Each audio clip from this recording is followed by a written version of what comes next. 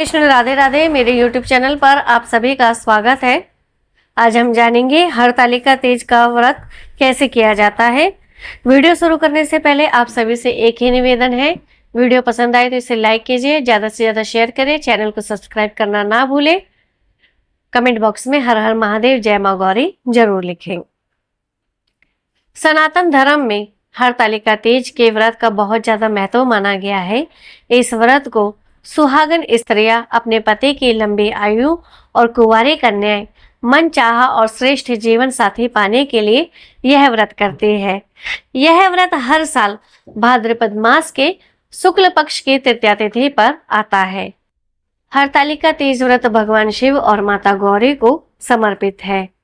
कहा जाता है इस व्रत को जो भी विधि विधान से करता है वैवाहिक जीवन उसका सुखमय बन जाता है, जो वैवाहिक होता है, और जीवन साथी को दीर्घायु होने का आशीर्वाद प्राप्त होता है। जिस व्रत को कभी माता पार्वती ने भगवान शिव को पाने के लिए किया था, उस हरतालिका तीज व्रत की पूजा विधि, शुभ मुहूर्त आदि के बारे में आइए जानते हैं विस्तार से। पंचांग के अनुसार इस साल अखंड सौभाग्य का आशीर्वाद दिलाने वाला हरतालिका तीज का व्रत 26 अगस्त 2025 को रखा जाएगा। इस दिन महादेव और माता पार्वती की विधि विधान से पूजा करने के लिए सुहागिनों को प्रातः काल 5:56 से लेकर 8:31 तक यानी लगभग 2.5 घंटे का शुभ समय मिलेगा। वैसे तो हरतालिका तीज के दिन शाम के समय प्रदोष के समय इस पूजा को जरूर करना चाहिए। हरतालिका तीज की पूजा के लिए स्त्रियों को स्नान ध्यान करने के बाद शुभ मुहूर्त में पूजा जरूर करनी चाहिए। इसके लिए पूजा से जुड़ी कुछ चीजें हैं जिसका हमें पहले से ही प्रबंधन कर देना चाहिए। आइए जानते हैं हरतालिका तीज का व्रत कैसे किया जाता है। क्या है आसान और सरल विधि। हरतालिका व्रत करने के लिए हमें मिट्टी के शिवलिंग बनाने होते हैं, गणेश भगवान बनाने होते हैं और एक गौरी बनानी होती है। गौरी पार्वती माता यानी उनकी मिट्टी की एक प्रतिमा बनानी होती है। उन्हें चुन्नी से और छोटे से वस्त्र पहनाकर थोड़ी साज सज्जा करके उनकी प्रतिमा को विराजमान करना होता है। अगर ये सब आप नहीं कर सकते तो आप भगवान शिव और माँ पार्वती की प्रतिमा या तस्वीर लेकर उसका भी पूजन कर सकते हैं। उसके बाद पुष्प, फल, धूप, दीप, आसन, वस्त्र, जल, अक्षत, चंदन, पान, 16 श्रृंगार का सामान। 16 श्रृंगार नहीं है तो जो भी आपके पास श्रृंगार का सामान उपलब्ध है आप वही लेकर माता पार्वती और भगवान शिव की पूजा कर सकते हैं। आप अपने सामर्थ्य के अनुसार इस पूजा को भी संपन्न कर सकते हैं, क्योंकि भगवान भाव और श्रद्धा के भूखे हैं।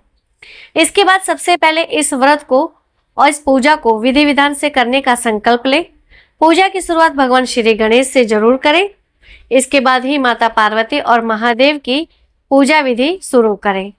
हरतालिका तीज की कथा को कहने के बाद महादेव और माता गौरी की आरती जरूर करें। फिर जिस स्थान पर पूजा कर रहे हो उसी स्थान पर प्रदक्षिणा करें। पूजा की समाप्ति के बाद भगवान शिव और माता पार्वती से अपने पति की लंबी आयु और संतान के सुख सौभाग्य की कामना करें। अंत में किसी सुहागन ब्राह्मणी महिला को अपनी सामर्थ्य के अनुसार अन्न, वस्त्र, धन और श्रृंगार की सामग्री जरूर दें। हरतालिका तीज व्रत के कुछ नियम हैं। हिंदू मान्यता के अनुसार पति की लंबी आयु और मनचाहा वर पाने के लिए हरतालिका तीज व्रत निर्जल रखा जाता है। अगर आपका स्वास्थ्य ठीक है तो आप इस व्रत को निर्जल ही रखें। यदि आप हरतालिका तीज की पूजा को प्रातः काल के शुभ मुहूर्त में किसी कारणवश ना कर पाए तो आप प्रदोष काल में इस पूजा को करके पुण्य फल जरूर पाए। हरतालिका तीज पर रेत, मिट्टी, गोबर, शहद आदि से बनाए गए शिव पार्वती की पार्थिव प्रतिमा की पूजा करने का विधान है। अगर आप ये भी नहीं कर सकते तो इस दिन आप भगवान शिव और माँ पार्वती और भगवान श्री गणेश की प्रतिमा की भी पूजा कर सकते हैं। शिव पार्वती की विधि विधान से पूजा करने के बाद इस व्रत का गुणगान जरूर करना चाहिए, जैसे कि लोकगीत भगवान शिव के, माँ पार्वती के जरूर गाने चाहिए और सुहागनों के साथ मिलकर इस दिन भगवान शिव और माँ गौरी के भजन कीर्तन जरूर करने चाहिए और इस दिन हरतालिका तीज व्रत कथा भी जरूर सुननी चाहिए, तभी इस पुण्य का फल मिलता है। हरतालिका तीज व्रत वाले दिन गेहूं का दान करने से इस व्रत का पुण्य फल और भी ज्यादा बढ़ जाता है।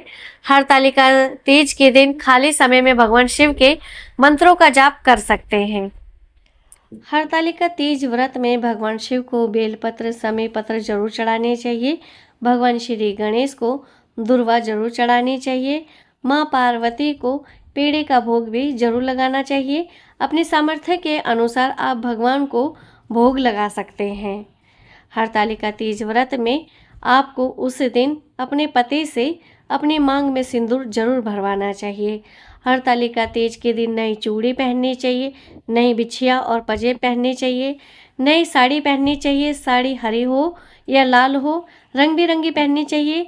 स्याही कलर, ब्लू कलर और काले रंग की साड़ी या जो भी वस्त्र आप पहनते हैं वह ना पहने।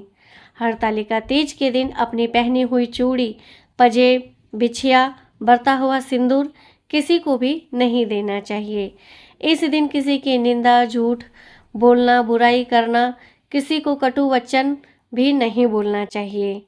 इस दिन शिव मंदिर में जाकर भगवान शिव और माँ गौरी के सामने एक तिल के तिल का या गाय के दूध से बने देसी घी का दीपक जरूर जलाना चाहिए। इस दिन माँ गौरी को गुलाब के फूल जरूर अर्पण करने चाहिए। तो यह थी हरतालिका तीज व्रत की पूजा विधि।